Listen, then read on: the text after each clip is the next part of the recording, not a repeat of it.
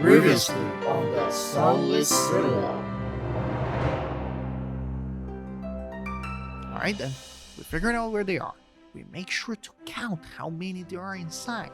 Then, take them by surprise. I think if it came down to it, it'd probably have to be a fight, but Geld plays dirty, and he doesn't like to lose. So, it'd definitely be a dangerous fight. I'm with you guys, until the end. So, we have to go through some goblins. Let's make sure that it's just the ones that we need to get past. Sounds good. I was just like, well, seems like that could work.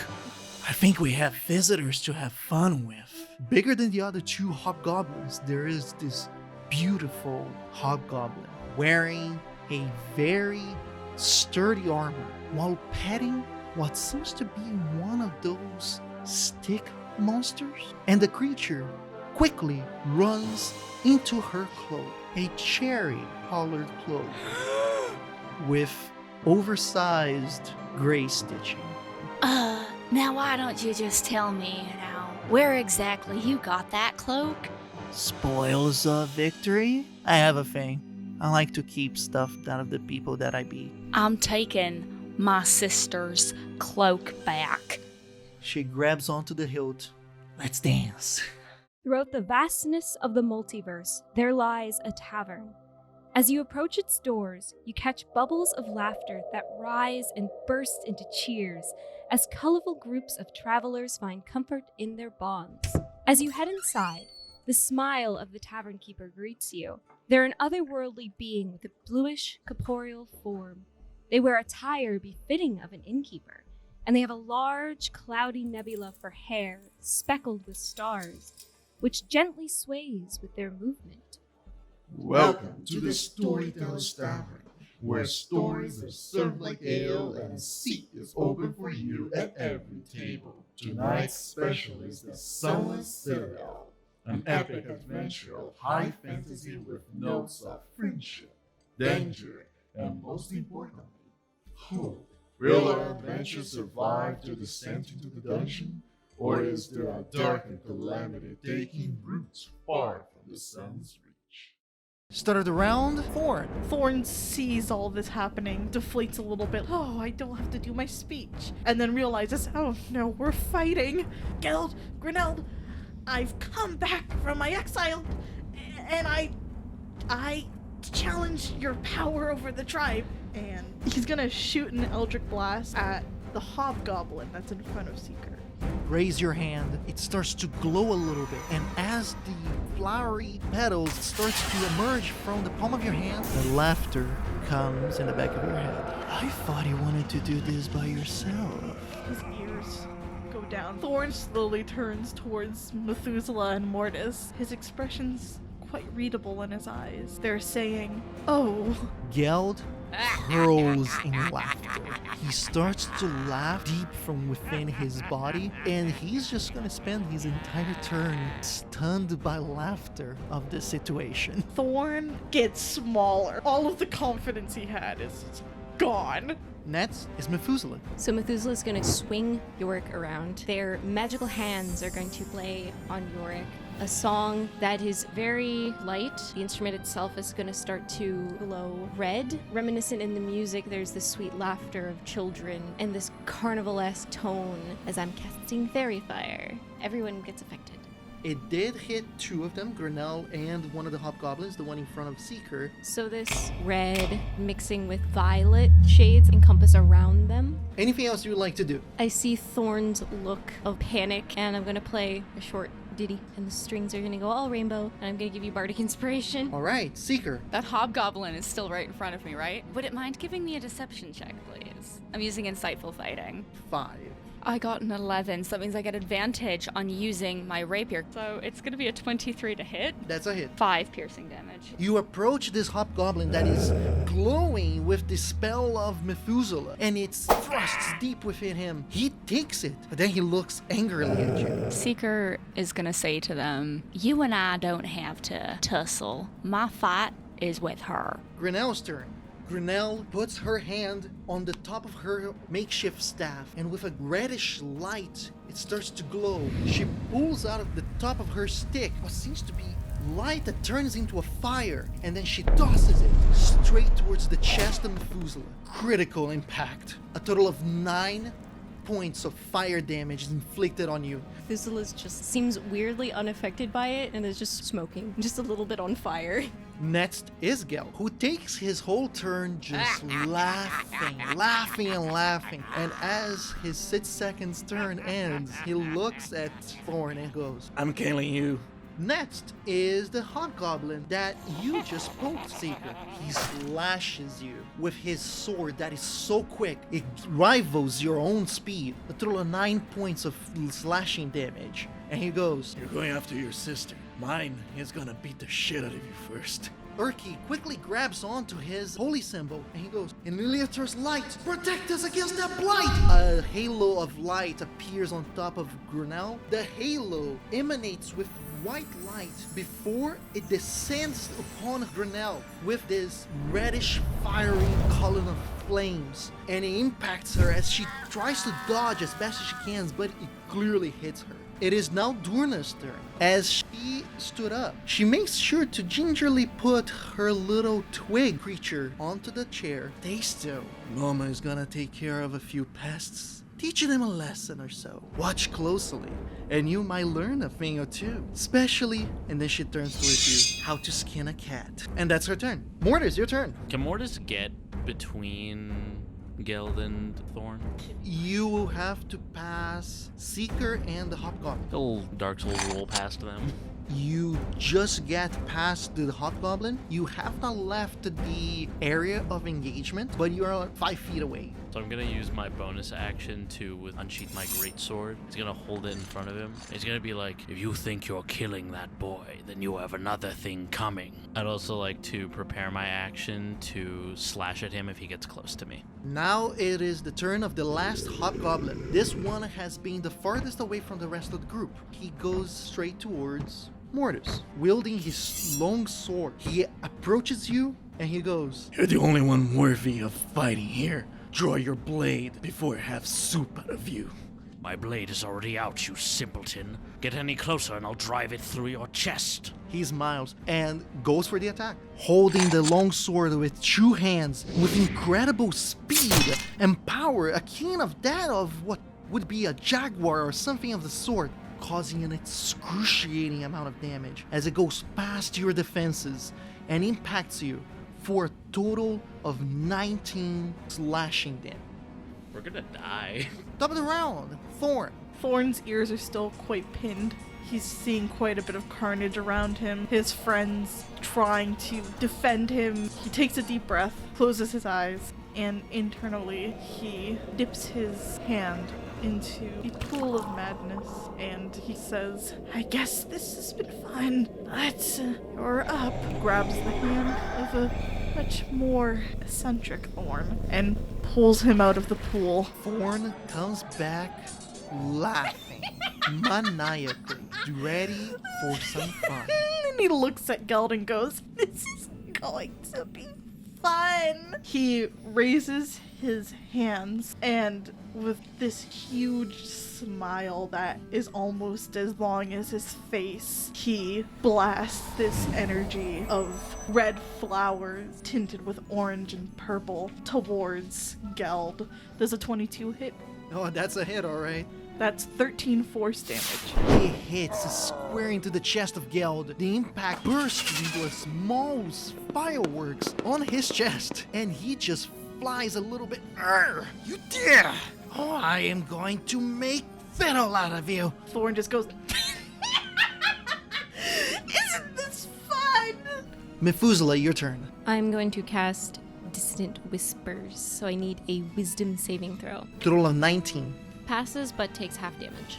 9 damage. So Methuselah plays a creepier tune now, and the light shifts on his instrument to violet, and it causes the colors in the air to take on this jagged form that is now taken on a different presence. The darkness of the shade first appearing has sort of affected it Now it's just laughing snakes. Grinnell receives the damage as she places her hands onto her ear, trying to muffle whatever it is that is causing her so much pain. As she falls to her knees, blood starting to spew out of her ears, she looks at her son and screams, "Geld, live!" And then she stumbles and falls to the ground. So just to end my turn, as Methuselah sees the old woman crumble, he didn't expect to see that, so he just gives us like, ooh, I didn't expect to diminish this old woman so easily. So Methuselah's gonna look around, especially at the people who are closest to Geld, and he's gonna say, I think that we should maybe keep one of them alive, and if we keep one of them alive, I think it should be him. Next is Seeker. So I have my dagger in one hand and I have my rapier in the other. I'm going to dual wield those weapons. Go for your attacks, please. Does a 24 hit? Yes, it does.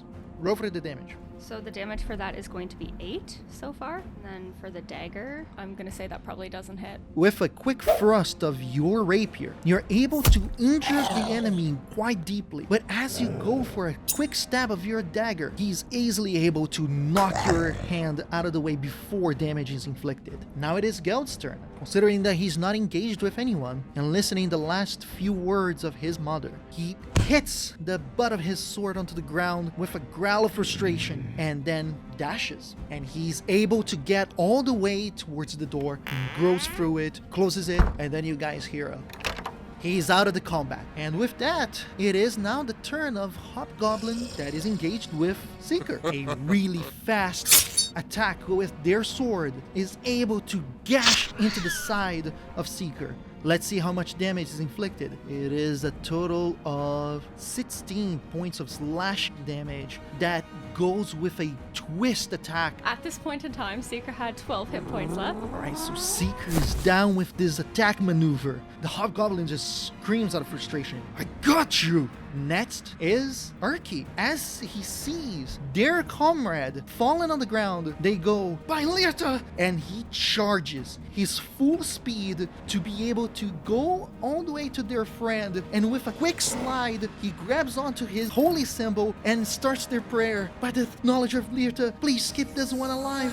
As they place their hands onto the chest of Seeker, a glowing red light emanates from the touch, giving vigor back to Seeker. They wake up in exhilaration as 10 hit points are given back to you. Next, it is Durnan. As she looks slowly, her companion booking it towards the other door, she sighs.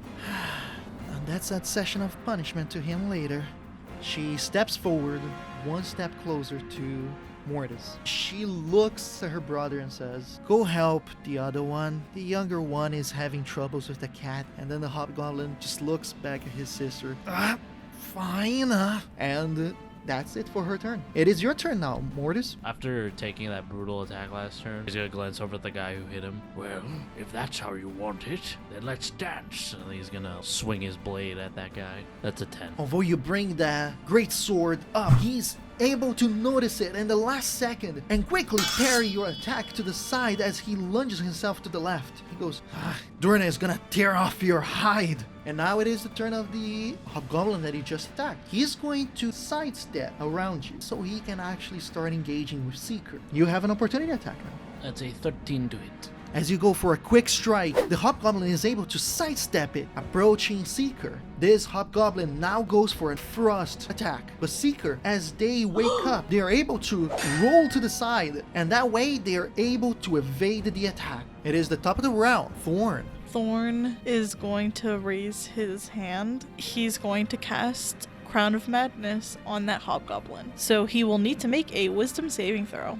Does a 9 pass? It does not. So a violet hue begins to glow, creating this halo around the head of the Hobgoblin as this crown of roses on thorns embeds itself in the Hobgoblin's head. The Hobgoblin's eyes are a little wild and mad. On his turns, he has to make a melee attack against a creature other than himself that I mentally choose. Thorn casts that and he lets out a very harsh laugh. He barely knows what's going on, but he's just having way more fun than he should be having. Methuselah, you just saw all of that take place. What do you do? Methuselah's gonna see what Thorn is going through, having a fun old time, and Methuselah's gonna feel inspired by the fun of Thorn, and is gonna take out a pie crust from their pocket, one of many, and Methuselah's gonna, for a second, question why he has so many pie crusts, and why in life he just fucking loved pie, and then is gonna start to soliloquy, and thus no man is free from his ambitious finger.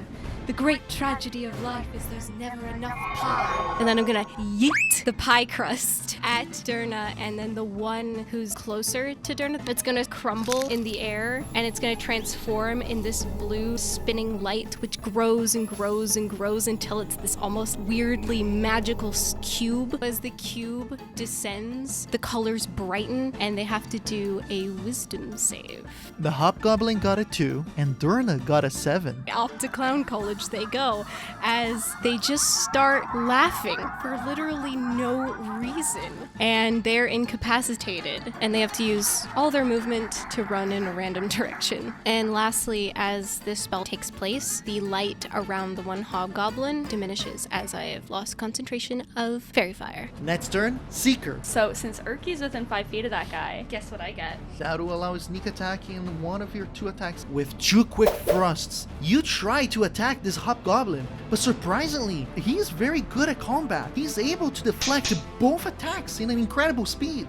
Hobgoblin is next. Thorn, what is it that you want this hobgoblin to do? Well, he's gonna make a melee attack against his brother. The hobgoblin, with a magical crown of thorns on their head, approaches his brother, who's maniacally laughing inside of Methuselah's fun zone, and goes for an attack. A devastating slash cuts from across the guy's neck almost all the way to his hip.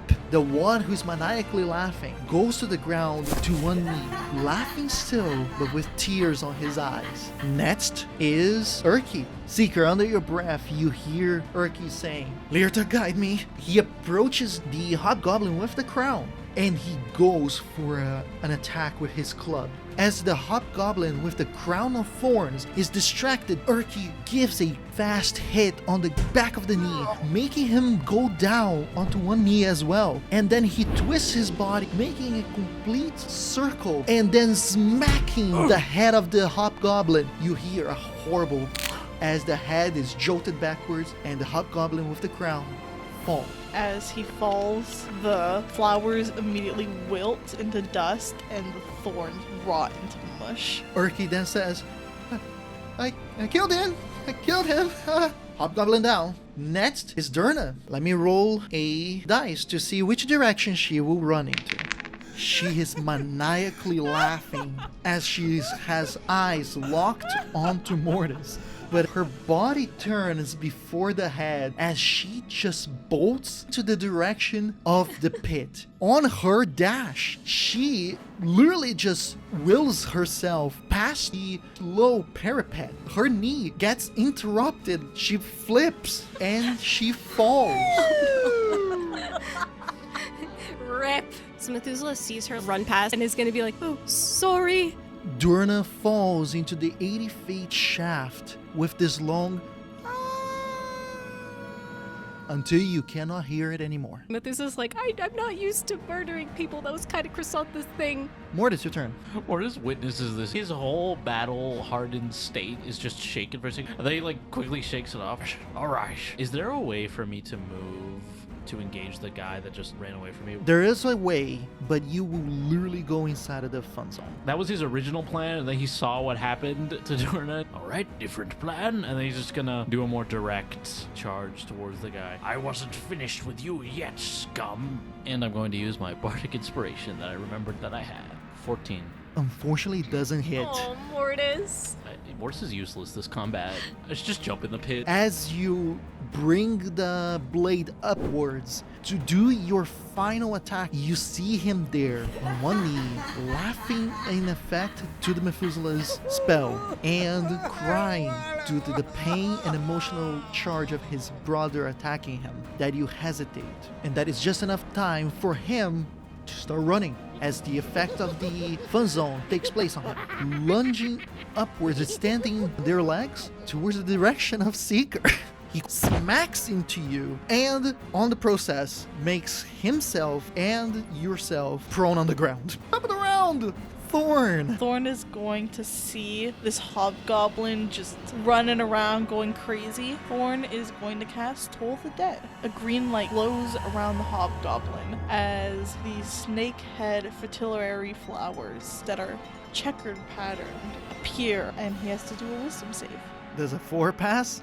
It does not. A breeze blows into the room as these flowers sway in the wind, creating the sound of wind chimes. And as this happens, the hobgoblin hears the chiming become more intense until the point it is as if the flowers are inside of his head. Endless noise and torment as his eyes turn black and rot pours out of them, and he falls over dead. As the combat concludes, you guys are within this dim-lighted room, what seems to be a tower of some sort. Methuselah's gonna immediately start looking for any apple or any sign of it in this room. There is a section where it seems like a livable space, divided by what seems to be makeshift rustic divider. Behind it, there is a cot. It must have been Durna's sleeping area. Nothing much in terms of containers in there. Although as you look around in the room, you see that behind the throne that Durna was sitting on, there seems to be a chest. Is there a lock? Yeah, the lock is on the lid. Try to call to Seeker and be like, Seeker, could you help me with this? I know you're probably good with getting into things. Yeah, Methuselah, I can do that, but we also gotta go down this hole. She took Faith's cloak, so we're gonna have to do that afterwards, okay? I can't move on until I am sure that the apple's not here. I completely understand. I know that's why y'all are here. That's why we're gonna do that first, alright? All right. And then Seeker's gonna go over to Methuselah and try and open the lid. 17. And as you hear the first click, you think it is the lock. Instead, it's actually a prickling. It hits your finger as a needle just pierces your skin. I need you to do a constitution saving throw for me. Cat lady, rescue me. That was a 4. You suffer a total of 4 poison damage. Methuselah's gonna see that and get a little bit wide-eyed and be like, oh, Seeker, are you all right? I hope that didn't hurt too bad. Ow! It hurt, but I've definitely suffered worse. That is just, I wasn't expecting that, Methuselah. Well, did it open or? No. I suppose we should break into it another way. Mortis, Are you two alright over there? we're going to need your strength over here. I'll do my best. After that last performance, I need to redeem myself a little bit. And he starts walking over. Yeah, could you help us with this mean chest, Mortis? I got stabbed. Mortis sees you, clutching her paw, and he gets very sad, old man face. He's like, oh, sorry to hear that, my friend. Let me see if I can do something about that. And then he's gonna hold out his hand for you to take. Seeker's gonna give Mortis their paw. Then Mortis is gonna clutch his holy symbol. O great she, goddess of the dust, please restore life to this one, for their journey has not ended yet. And I'm going to use my lay on hands to heal you 10 HP. Oh, thank you, Mortis. I feel a lot better now. I think it was mostly the shock. The post-battle adrenaline. It dies down. I understand your confusion. The chests don't normally fight back. Yes, I've heard of songs of chests and other inanimate objects that can come to life. We're very lucky this wasn't one of them. Oh, well, that's quite frightful. Let's hope this dreaded place doesn't have any of those in store for us. And then Mortis is gonna crack his knuckles and walk over to the chest. So, what is it you'd like me to do? Just try to break it open? Yes, we've tried picking the lock, but this chest has an attitude of its own. Let me see what I can do about that. He's gonna use his claws to try to, get a good grip on the inside of the lid and just try to pry it open. Do a strength check for me. That's an 11. You try to pull as much as you can the lid. Unfortunately, the lid is very sturdy. Lucky for you, though, you're far away from the lock mechanism, so you don't get pierced by it, but as you try to jolt it open, the mechanism just keeps stabbing the air. Hey, Mortis, maybe you should try and hit it with your sword. Maybe something more blunt. And then he's gonna reach into his belt and grab his flail. Here goes nothing. Then he's gonna smash the lock with all of his might. Go ahead and do an attack check. That's a 13. 14 hits, roll for the damage. That's 9 damage.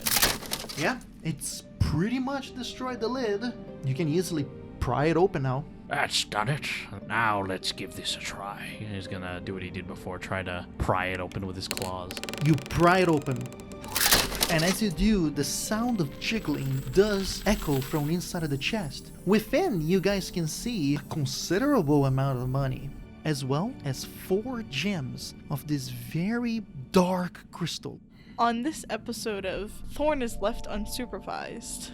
While everyone gathered around the chest, Thorn wants to go over to the door that Geld went through. He wants to grab the doorknob and very aggressively try to open it. You try to open it. It is locked shut. Hearing the jiggling of the door, Mortis turns his head. What are you doing over there, Thorn? The other ones got away. Yes, but we can't concern ourselves with that. We must push forward before they return. He must be punished. No, we're gonna go and get Faith's cloak now, okay? I think that's what I decided on, anyways. But he must be punished. Punished for all of the things he put Thorns through. And now, all the things he has done to hurt us. Well, wouldn't that be more fun to do once we've got Faith? I think that she'd like to be involved in this fight as well. Thorn thinks it would be most fun to strike him down as quickly as possible. I understand how you feel, all the anger, but there is no honor in revenge, Thorn. Think of it this way. Geld lost far more in that battle than we did. No. No, think of it less of revenge and more of judgment. It is not our right to incur judgment. We may serve gods, but we are not gods. Thorns and other peoples get powers from gods, and the gods make judgments, so that means that they give you a little bit permission to make judgment as well. Thorn, I think, might be right, because if I start arguing against the gods, giving certain individuals the power of judgment, I'm technically arguing against Faith. I can't do that. Let us break through this door and go find Geld and take him and pull his head off. Mortis glances over at Methuselah like, please, voice of reason. Methuselah's not paying attention at all. Methuselah's wandering about this room, tearing up everything to just try to find something to do with the Apple of Virtue. I mean, if we were to rip this guy's head off, maybe we could play a game with it. Yes, a game where we kicks it around. Yeah, and throw it around too, yeah. And without saying anything else, he's gonna shake his head, and Mortis approaches Methuselah's frantic search. Can I help you, my friend? Where is it? Where is it? Where did they put it?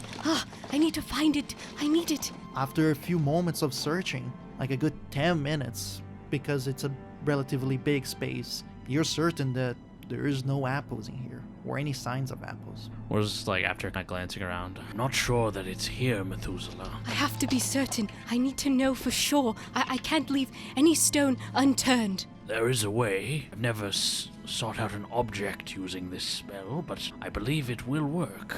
I might not be able to tell where we need to go to find it, but I can at least confirm whether or not an apple of virtue is in this room.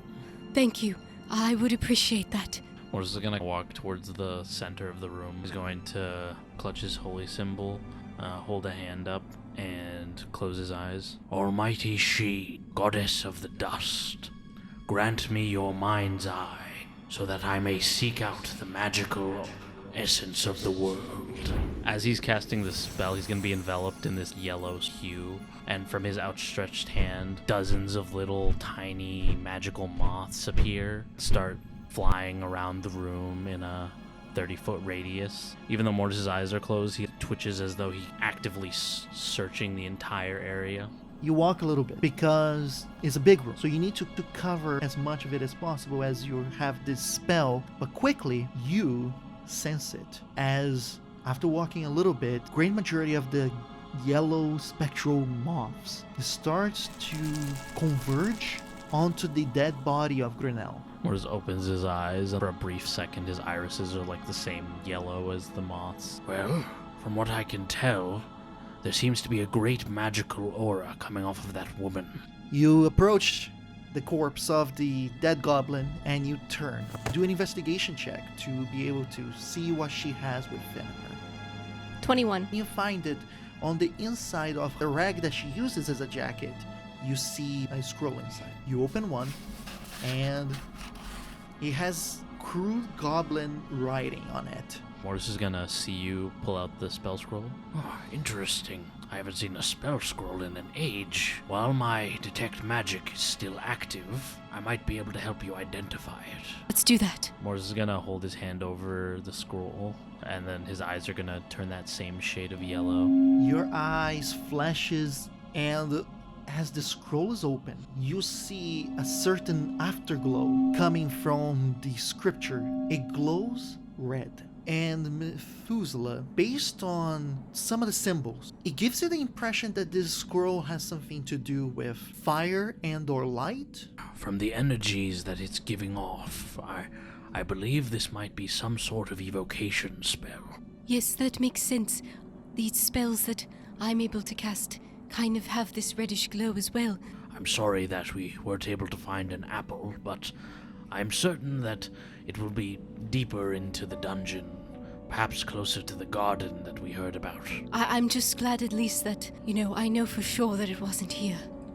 Mortis just puts a hand on Methuselah's shoulder. We will find the apple, and Chrysanthe will be alright. I promise you.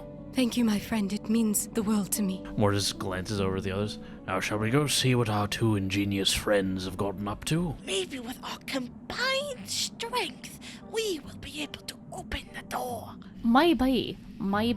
You see Seeker and Thorn desperately trying to pry the door open.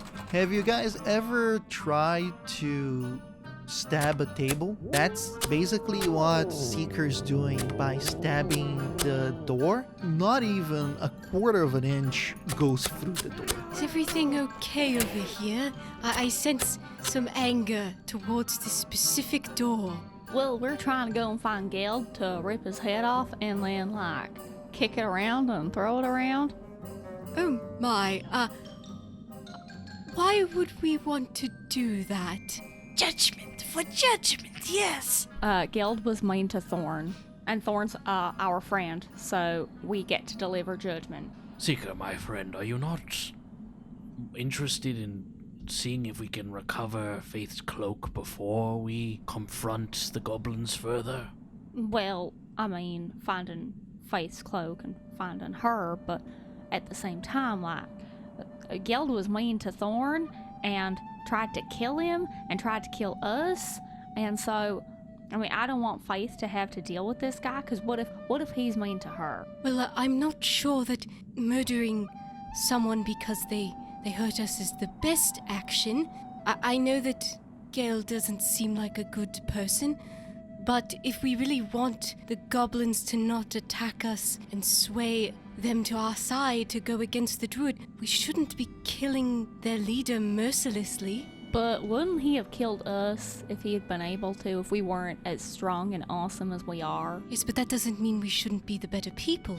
I concur with Methuselah. As we learned, the goblins are not the real threat here. They are being used as pawns by this dastardly druid. If we don't stop him, then all of us, the goblins, us, the kobolds, all could be destroyed or enslaved or God knows what else. Thorn understands what you say, but Geld, even before the druid, has been terrible and deserves nothing more than great punishment. I know that you feel great anger, Thorn, but this is not the way to handle it. I am sorry for all the pain that he caused you, but we have a quest, and we must see it through, for the greater good. And he, locks eyes with Seeker. For Faith.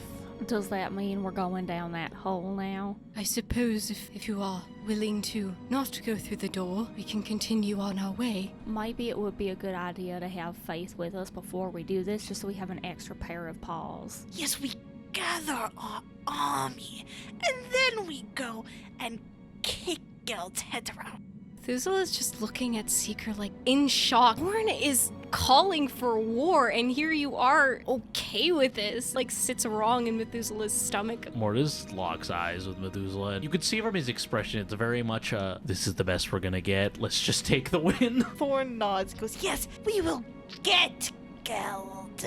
But right now, let us go. Let's finish what we're doing here. As you finish that sentence, you start to smile. Thorn does like a little jump of maybe excitement, maybe shock or surprise, you're not sure. And he rummages through his bag and takes out his big old tome and flips it open. Happy to be with you again, my sweet little Thorn. Thorn's not hiding it. I imagine we all see. Do you guys look at the book? Yeah, I do. Curious, yeah. Yeah, I imagine with everything we've been through, Mortis is very much like sus of this. At different angles, and maybe just partially, you guys do see some of the message. In the first 2 pages, where it's mostly blank, you guys do see a writing on it as if it was always there.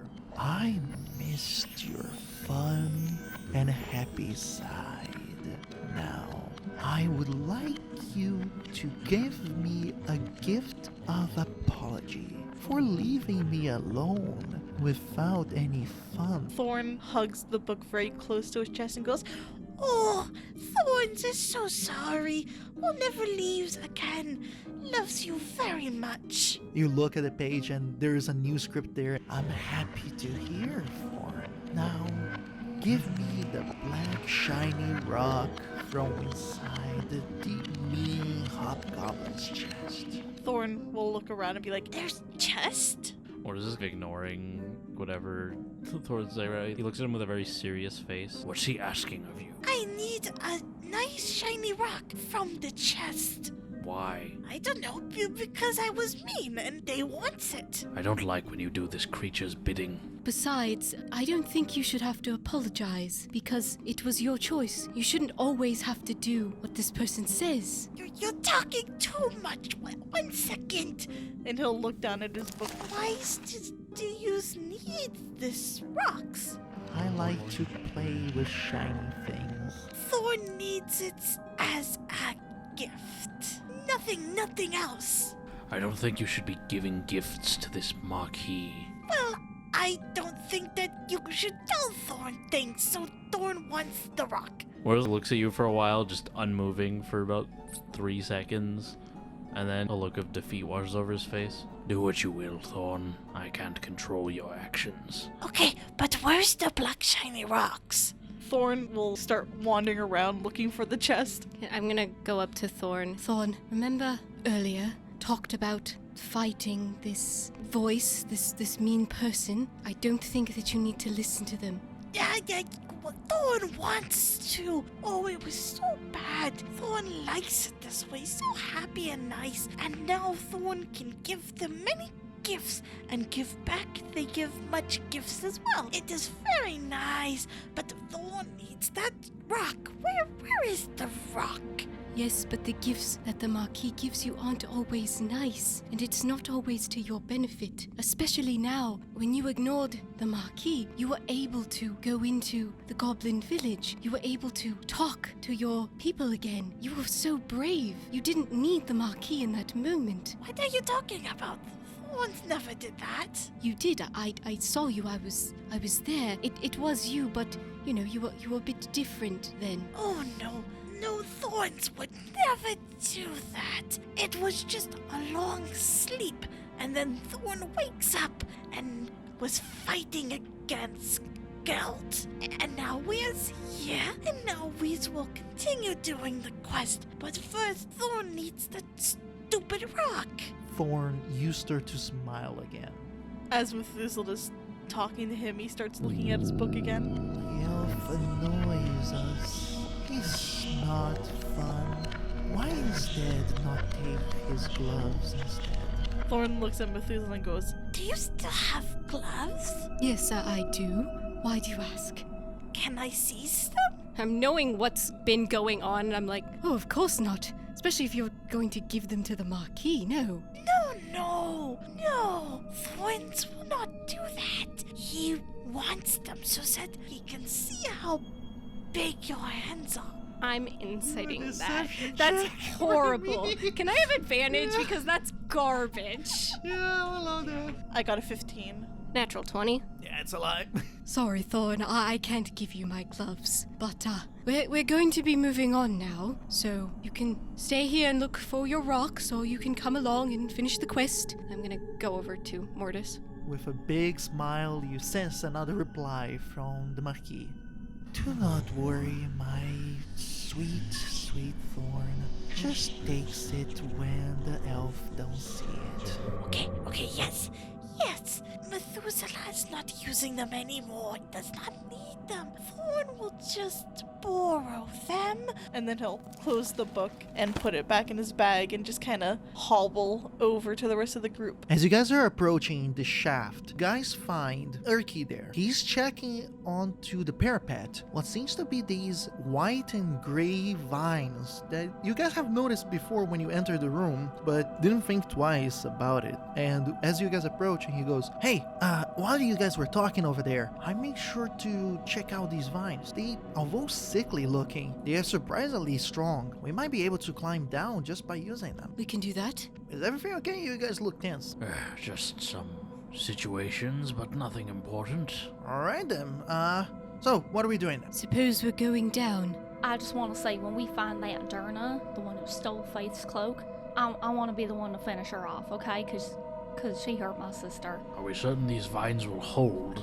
Looks strong enough. There's quite a depth down there, so make sure that you're strong. I'll say Methuselah is looking down and then looking at their mage hands and trying to fiddle with the vines as best they can and realizing it's not going to work. I think there's a bit of an issue. I don't think I'll be able to climb down very well. You bring up a very, very fair point, Methuselah. Is there anybody a little bit stronger, maybe, who might be able to help them? I might be able to help carry you down. Can't guarantee we'll be going that fast. I don't mind about the speed, just as long as we get down in one piece. Roll an athletics check for me. I'm gonna ask you, Mortis, to do your athletics with disadvantage. To help Mortis, can I play a little song? You're on my back, just doodle-doodle-doo. Yeah, as we're going down, just to give him bardic inspiration. Who am I to stop you with that? 27 in total. What about the rest of you guys? I rolled a 15. Thorn got a 10. All of you guys slowly starts to descend. Take your time, and closer to the bottom, you guys start to notice how out of the vines comes out these weird colonies of mushrooms that have an innate glow, and it continues the same glow underneath. These vines, it's almost as if it was hanging onto this new room, which, oddly enough, is covered in dirt. As you guys take a moment to look at your surrounding, you see many little colonies and some big colonies of the same mushrooms that illuminates this place so much, it pretty much makes this area brightly lit. The air within here is damp and chilly, redolent with the odors of loam and decay, and also fertilizer. A layer of earth mixed with the rotting vegetables and the remains of the cave animals cover this floor, as well as very few saplings. There are a few silhouettes that you guys see within this area, 4 to be exact. They seem to be robed humanoid creatures. They are not paying attention to you. They are simply gardening. With tools, with a spade, they are picking up the fertilizer from a little cartwheel beside them and putting it on specific spots on the ground. And also the body of Durna that is splatted on the ground. Can I loot Durna, mostly for the cloak, but also to steal anything else that she has? Yes, you can. You find her money pouch. You find 2 vials, what seems to be this red liquid, as well as the cherry-colored cloak. First of all, Seeker's gonna brutally take the cloak away. Some of the cloak, unfortunately, is covered in blood because of the splatter. Meanwhile, I'll say that Methuselah hops off Mortis's back. Thank you, Mortis. Of course, my friend, anytime. And then he looks ahead at the silhouettes. We should be cautious, my friends. These may be servants of the druid. Should we try to sneak past or talk to them? Well, we're not necessarily being quiet, and they haven't even bothered to look at us. Well, I suppose we could try to see if they can communicate. And then Methuselah's gonna go closer to where one of the silhouettes is. To the closest one, you are 10 feet away. I'm just gonna walk up probably 5 feet, and I'm gonna be clutching Yorick, just ready to play if anything goes wrong. With Yorick in hand, you approach this individual. Hello, friend. And as you say hello, a little hissing sound comes from underneath you. When you look down, one of the saplings stretches out one of its barky hands and then hits you. It is one of the twig blights. And as it interacts with you in a hissing motion, the creature finally looks at you, turns around with its robes, and you see the skull being propped up by weird green vines. And let's roll for initiative.